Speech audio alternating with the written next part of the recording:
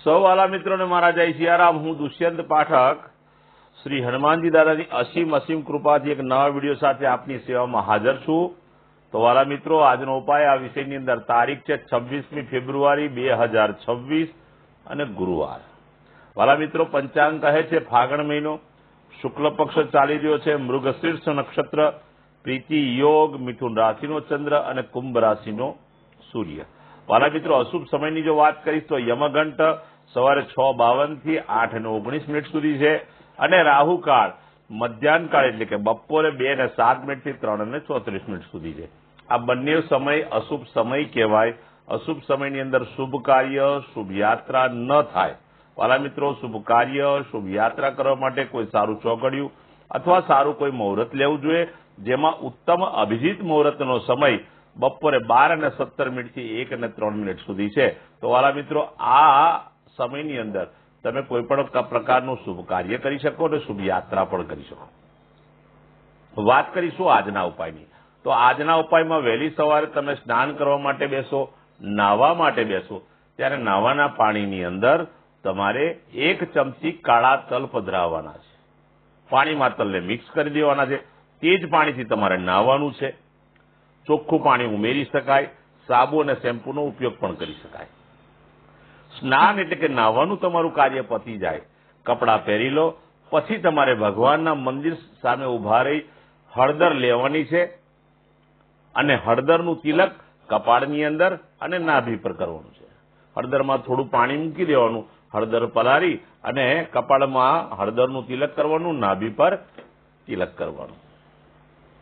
આ 2 કાર્ય પતી જાય પછી બિલકુલ સીધું સંધ્યા કાળે પશ્ચિમ દિશા તરફનું મુખ રાખવાનું। શ્રી હનુમાનજી દાદાને એક કાગભૂષણની રામાયણજીનો પાઠ અને એક હનુમાન ચાલીસાનો પાઠ દાદાને અર્પણ કરવાનું।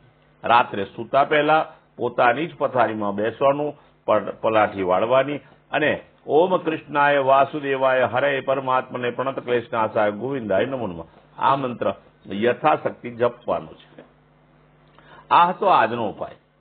જે મારા વાલા મિત્રનો જન્મદિવસ 26મી ફેબ્રુઆરી 2026 ગુરુવારના દિવસે છે, તેવા બધા જ વાલા મિત્રોને સૌપ્રથમ તો જન્મદિવસની શુભકામના। શ્રી હનુમાનજી દાદા બલ બુદ્ધિને વિદ્યા આપે, તેમની મનોકામના પૂર્ણ કરે। ખાસ ઉપાયના સ્વરૂપે એક કામ કરવાનું છે। સવારે સ્નાન મેં કહ્યું તે પ્રમાણે કરવાનું, મેં કહ્યું તે પ્રમાણે તિલક પણ કરવાનું, પછી ગૌશાળામાં જવાનું, ગાયોને લીલું ઘાસ અથવા ઘાસનું દાન આપવાનું, અથવા તમારા ઘરમાં જે ભોજન બન્યું હોય તે ભોજન ગાયોને અર્પણ કરવાનું। ત્યાર પછી તમારે કોઈ પણ પ્રકારની પીળી મીઠાઈ અથવા પીળા ફળ નાના નાના બાળકોને વેચવાના છે। સાથે એક બીજું કાર્ય કરવાનું છે। કોઈ પણ જરૂરિયાતમંદ વ્યક્તિને અથવા કોઈ પણ બ્રાહ્મણને ચણાની દાળનું દાન કરવાનું છે યથાશક્તિ।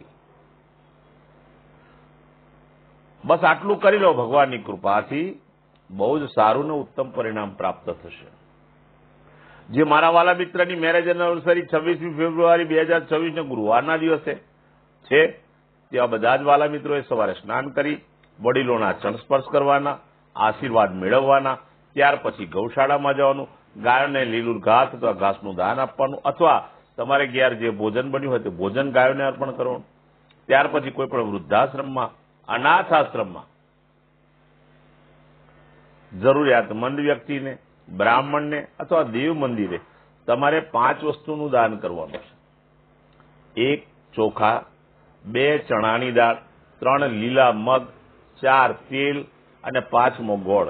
આ 5 વસ્તુ જો તમે દાન કરશો, પતિ અને પત્નીનું આખું વર્ષ આનંદ સહિત પસાર થશે। મારા બધા જ વિડીયો યુટ્યુબ પર હોય છે। મારી યુટ્યુબની ચેનલનું નામ છે દુષ્યંત પાઠક। વાલા મિત્રો, મારી ચેનલને સબસ્ક્રાઇબ કરજો અને સાથે સાથે બેલ આઇકન દબાવજો। તમે બેલ આઇકન દબાવશો તો નિયમિત મારા તરફથી જે વિડીયો મુકાય છે તરત જ તમારા મોબાઈલ ઉપર નોટિફિકેશન આવી જશે અને તે વિડીયોને તમે તરત જ જોઈ શકશો। એટલે પ્રાર્થના કરું છું મારી ચેનલને સબસ્ક્રાઇબ કરો અને બેલ આઇકન દબાવજો. મારી ફેસબુક અને મારું ઇન્સ્ટાગ્રામ પેજ એનું નામ પણ દુષ્યંત પાઠક જ છે. મારા પેજને લાઇક કરજો, મારા પેજને શેર કરજો, ફોલો કરવાનું અવશ્ય ભૂલતા નહીં.